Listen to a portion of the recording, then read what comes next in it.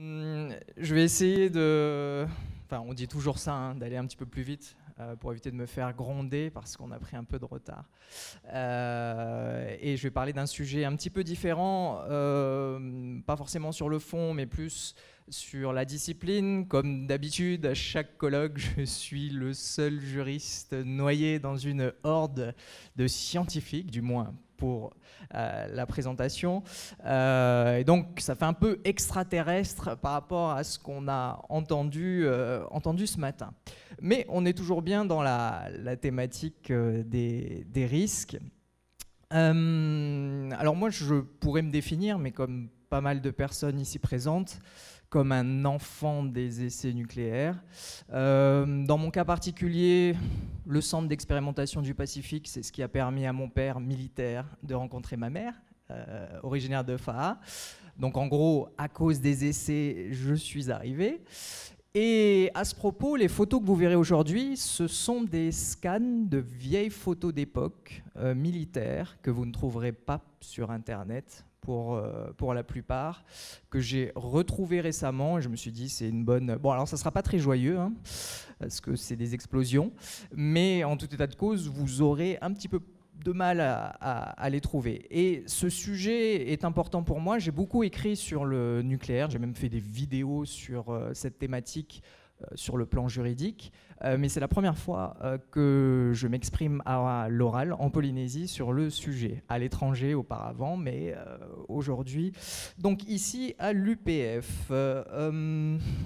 Je ne suis pas scientifique, je l'ai dit, je ne suis pas militaire, ni ingénieur, ni militant associatif, je suis juriste, hein, je le répète à chaque fois, et je me limiterai donc à la stricte sphère juridique. Pour débuter, un bref rappel historique, très très bref parce que tout le monde le connaît, hein. Donc on a eu 41 essais aérien entre 1966 et 1974 et par la suite 137 expérimentations souterraines de 1975 à 1996. Bon, c'est quelque chose qui est assez connu, 193 essais nucléaires en comptant donc les essais de sécurité, donc des essais où il n'y a pas eu d'explosion à proprement parler. Basculons au risque. Alors, je ne savais pas que Nabila allait faire une bonne présentation sur les risques transversales. Un risque selon telle matière, c'est ceci, c'est cela. Je vais donc vite passer, mais en droit, la notion de risque est présente à tous les niveaux. C'est-à-dire dans toutes les disciplines juridiques, vous avez le terme risque. À tous les niveaux, mais il n'y a aucune définition légale du mot risque. Donc on l'utilise partout, mais on ne le définit pas, c'est très bien comme ça. Si on devait faire simple, j'ai vu la définition de ce matin qui est plus une définition de privatiste, on donne 3 éléments. Un risque, mais bon, ça a été énoncé. Donc le premier élément, c'est la probabilité qu'un événement défavorable se produise, l'aléa.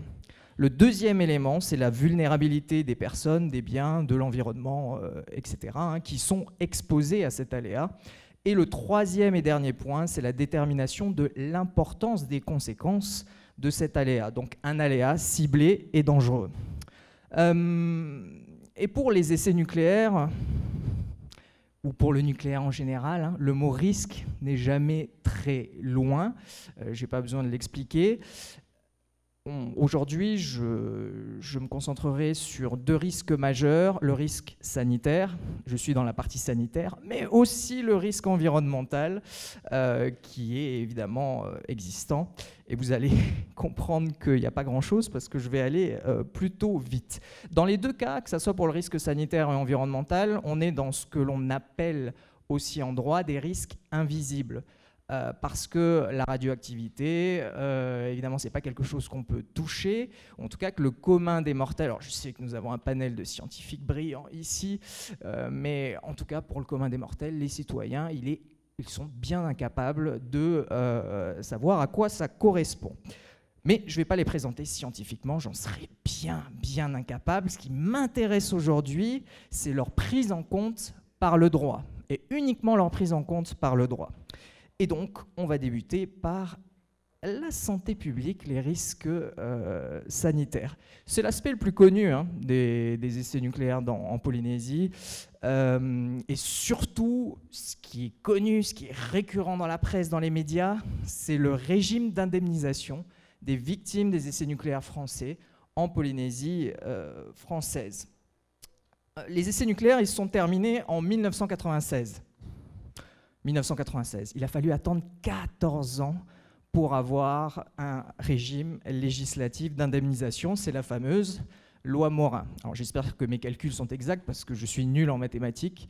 Je suis très troublé ce matin, beaucoup de chiffres.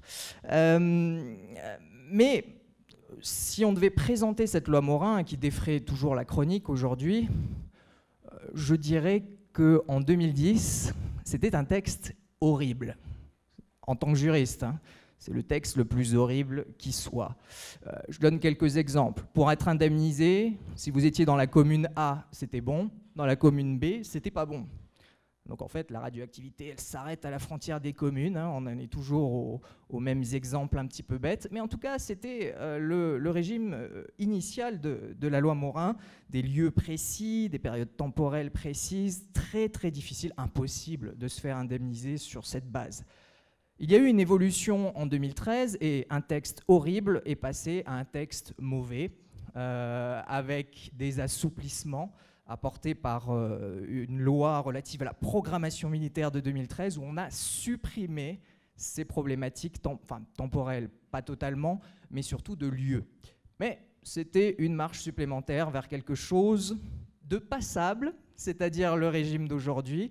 Je peux difficilement dire satisfaisant, mais passable, avec une modification opérée donc, en 2017 avec la loi de programmation dite EROM, égalité réelle outre-mer. Et dans cette loi, il y a eu la suppression de ce qu'on appelle un critère un peu scélérat, le critère du risque négligeable, ce que je vais expliquer dans quelques instants. Alors, mes mots sont un petit peu durs, on va me dire « c'est un fou furieux du nucléaire ». Non, en fait, ils sont partagés par la totalité de la doctrine juridique.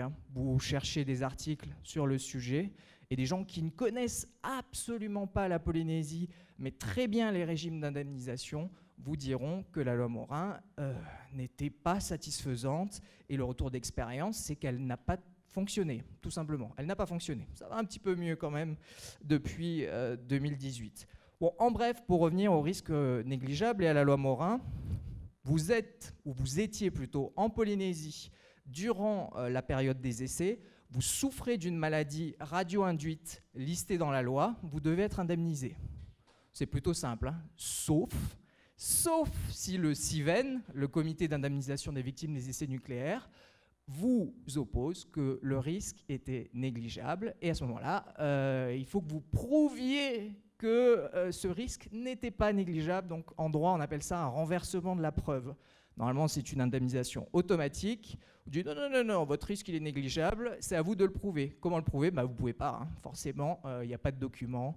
C'est très difficile.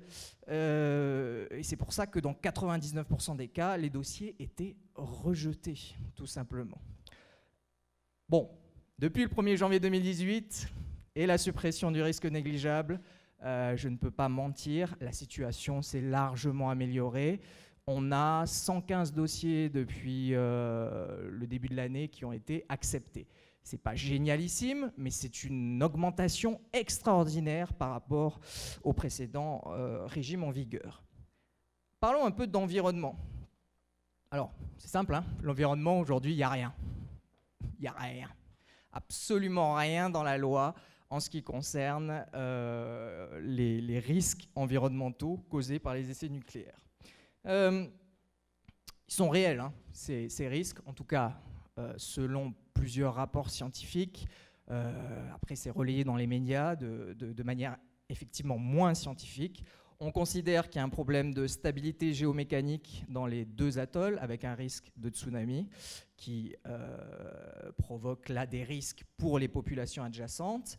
On a aussi un problème d'altération de la couche naturelle d'imperméabilité des atolls, avec des matières radioactives qui peuvent se propager dans l'océan. Et surtout, on a du stockage permanent de matière radioactive sur ces deux atolls. Et je précise, c'est normalement illégal hein, d'un point de vue du droit international.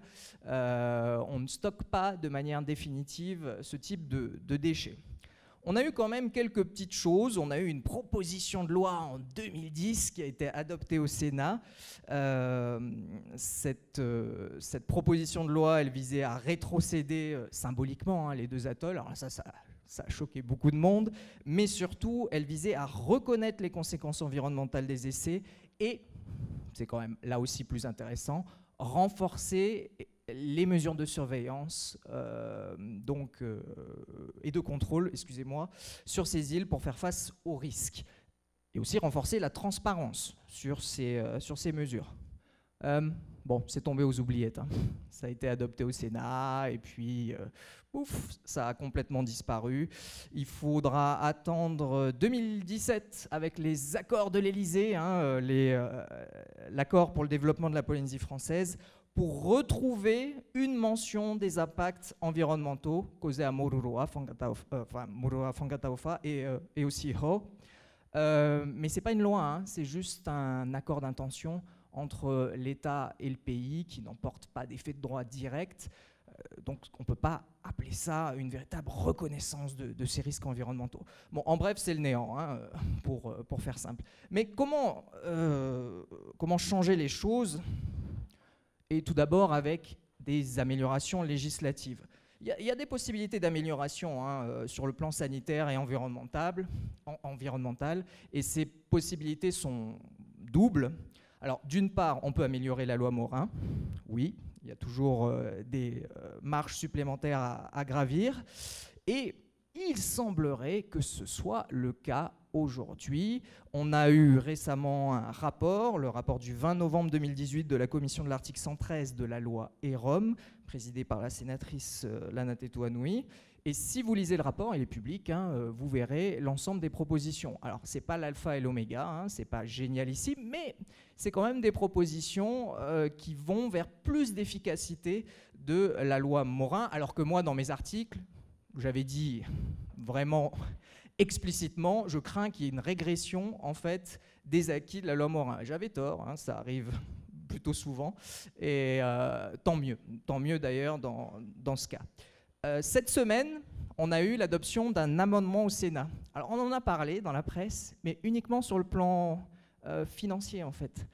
Voilà, il y aura plus de sous pour indemniser les victimes des essais nucléaires. Oui, sauf qu'il n'y avait pas que ça. Hein. Il y a énormément de petites dispositions qui ont été adoptées dans le cadre de cet amendement. Petit spoiler, en fait, hein, c'est des dispositions qui sont favorables, mais il y en a certaines qui étaient présentes dans le rapport, que je qualifierais de pas défavorables, mais de plutôt de statu quo. Je m'explique. Le risque négligeable, on l'a supprimé avec la loi EROM.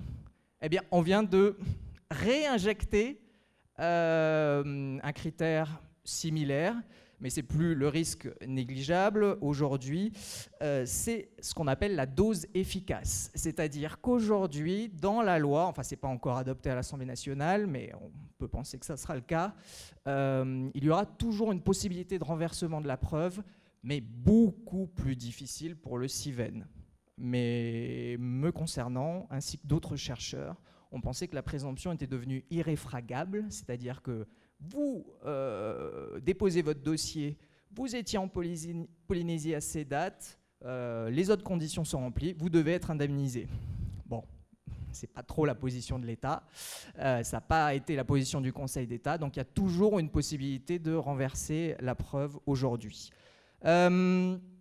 Autre chose, la modification de la loi organique statutaire, hein, sujet d'actualité, et à l'article 2 de ce projet de modification de statut, vous avez un article sur les essais nucléaires.